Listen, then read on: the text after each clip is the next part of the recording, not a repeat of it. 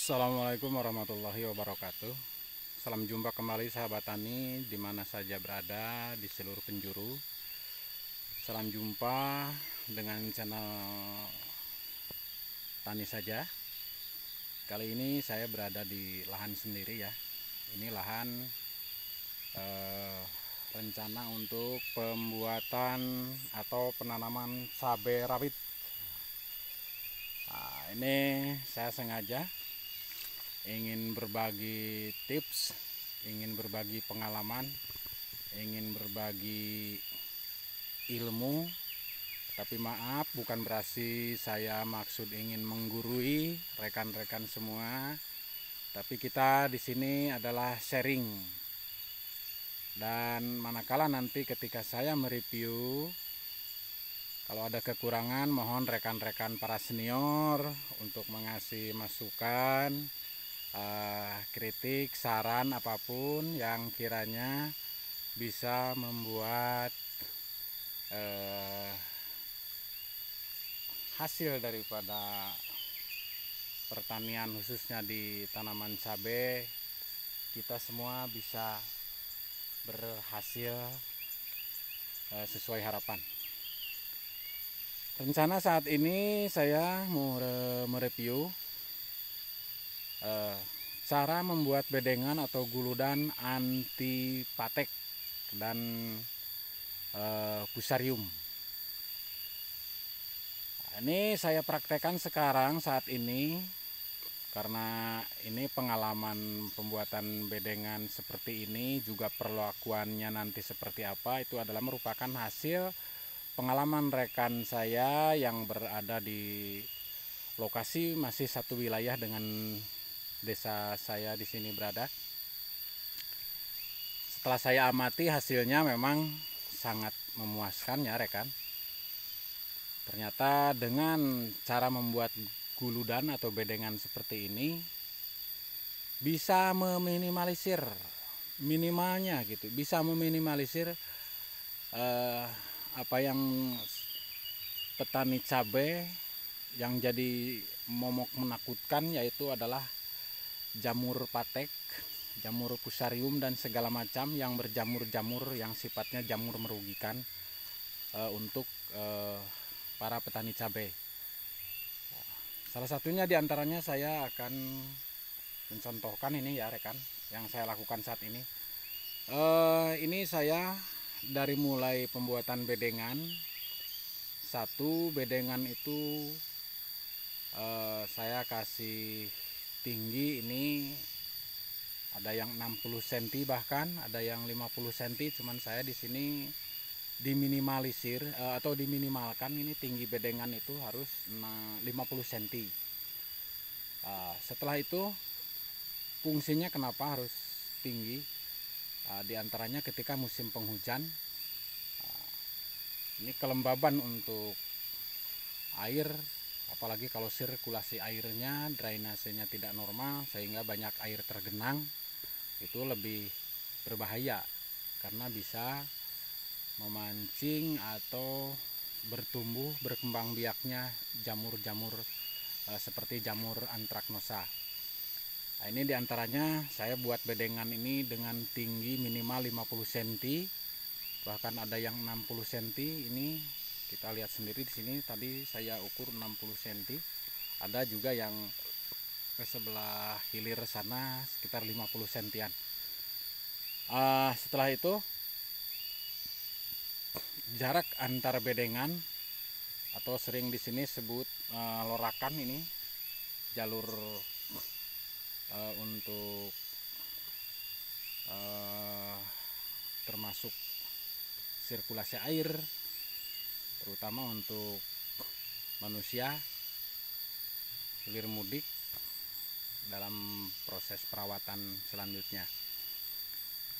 Ini saya kasih jarak antara 70 sampai 1 meter. Nah, ini kurang lebih, ini ada tadi saya ukur 1 meter ya. Kalau ini 70 sentian. Nah, sebelah sini ada 1 meteran ini. Nah, ini fungsinya kenapa harus dikasih lebih lebar, leluasa, agar kita memang untuk lebih leluasa bergerak, lebih leluasa dalam proses perlakuan atau perawatan nanti selanjutnya. Juga agar ranting-ranting atau dahan-dahan nanti di tanaman cabai rawit itu sendiri tidak terlalu menutupi jalan untuk kita lewat. Nah, itu salah satunya. Terus setelah pembuatan bedengan juga, ini bedengan saya kasih lebih sempit. Ini yang biasanya saya bikin sekitar 90 lebar bedengan atau guludan, saya bikin sekarang di antara sekitar 80 dikurangi 10 sentian dengan pemakaian mulsa yang 120 cm lebar ya. Nah itu. Nah, setelah itu perlakuan selanjutnya adalah saat bedengan sudah selesai. Nah, saat bedengan sudah selesai, kita langsung taburi pupuk dasar. Nah, pupuk dasar saya di sini memakai SP ya. Satu memakai SP. Nah, selanjutnya dicampur dengan obat anti jamur ya, atau fungisida.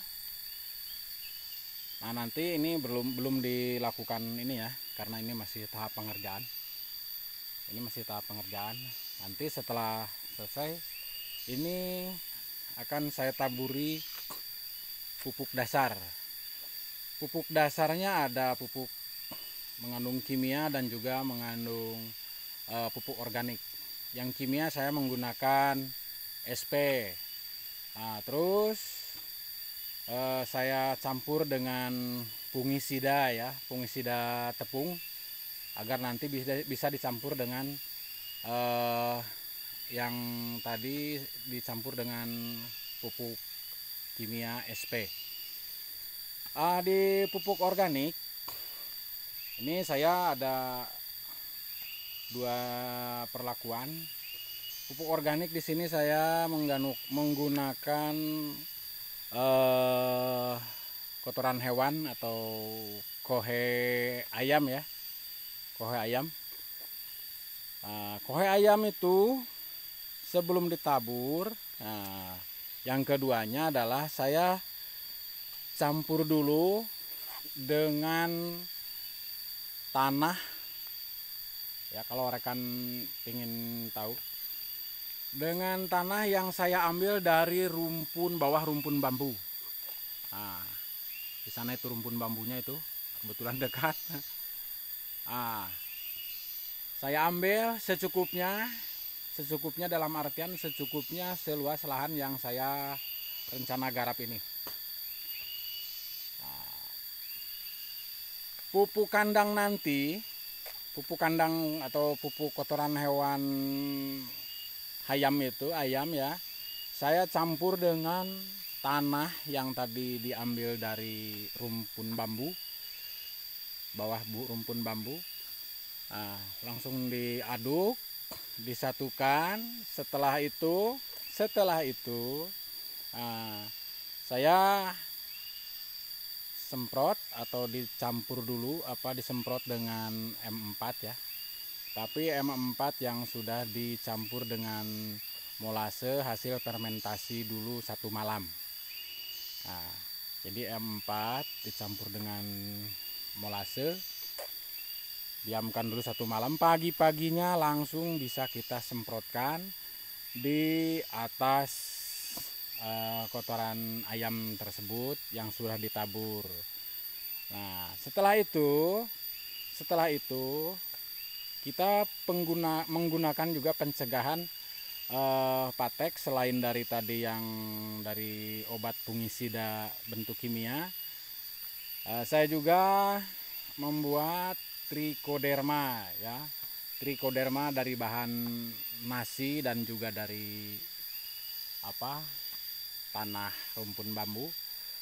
Nah, kalau cara membuat trichoderma untuk layu fusarium atau jamur-jamuran tersebut, bisa kalau rekan semuanya nanti memang butuh cara pembuatannya, insya Allah nanti ke depan di sesi yang lain saya akan membuatkannya.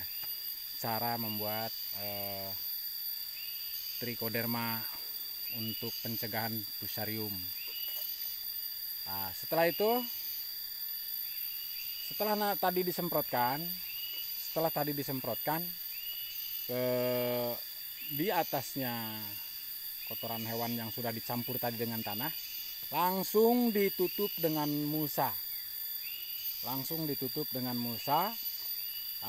Dalam posisi berarti tanah dan sudah dicampur dengan kohe ayam tadi sudah dalam keadaan lembab karena memang sudah sudah disemprot dengan cairan fermentasi antara M4 dengan molase.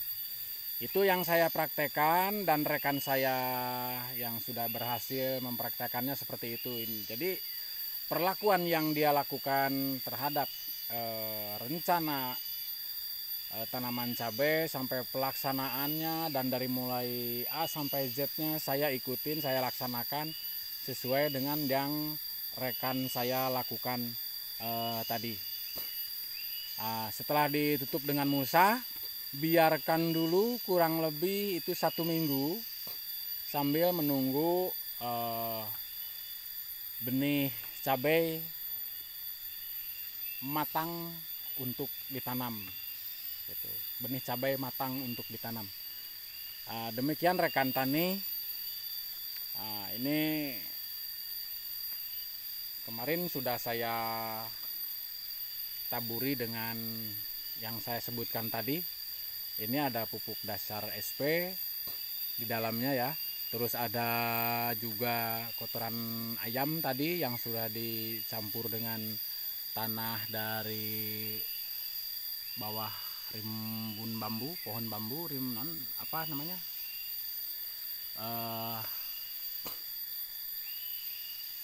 Ya, bawah pohon bambu. Ya, setelah itu, setelah disemprot dengan fermentasi antara M4 dengan molase, saya tutup langsung dengan mula. Ini dalam proses fermentasi dulu ya, fermentasi dulu. Saya biarkan 1 minggu sambil menunggu benih cabai matang siap untuk ditanam. Demikian rekan tani, dimana saja berada, sekilas ini cara pembuatan bedengan anti patek atau anti jamur, anti fusarium. Semoga bermanfaat, dan bila mana rekan tani dimana saja berada bahwa ada pengalaman apapun, mari kita sharing agar kita bisa saling menambah ilmu yang bermanfaat demi kemaslahatan, demi kemanfaatan khususnya untuk para petani di seluruh Indonesia. Demikian rekan tani, sampai jumpa lain waktu, semoga bermanfaat. Salam sukses, petani sukses, petani saja. Assalamualaikum warahmatullahi wabarakatuh.